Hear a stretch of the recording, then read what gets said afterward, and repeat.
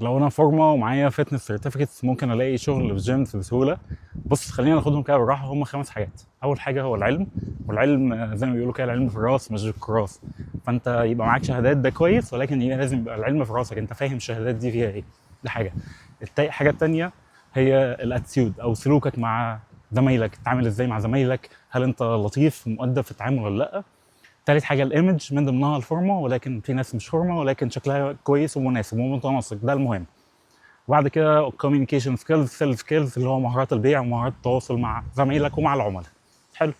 هل بقى الانديه او الاماكن الكبيره بتفضل ان هي تاخد حد فورمه عن حد تاني مثلا مش فورمه؟ لا، هم بيركزوا على باقي الحاجه، لان الفورمه او شكل جسمك ده ممكن يتحسن، فاللي مش فورمه ممكن يبقى فورمه، ولكن اللي فورمه بس ما عندوش العلم كويس، او حتى عنده العلم وعنده الفورمه بس طريقه تعامله مع زمايله مش كويسه، دي حاجه عمرها ما تتعدل. فهو ممكن يبقى فورمه وتجيله لا قدر الله اصابه، راحت الفورمه بس العلم مش هيروح. فبقيه الحاجات هي دي اللي المفروض تركز عليها، لان هي دي اللي هتخليك فعلا تبقى مميز، خصوصا بقى في زحمه في المجال، ومش بس في المجال ده، في كل المجالات. هو ده اللي هيخليك فعلا مميز، ان انت يبقى عندك مهارات تواصل كويسه، ايمج كويسه، شكلك كويس، ولبق في التعامل مع الناس، هو ده الاهم.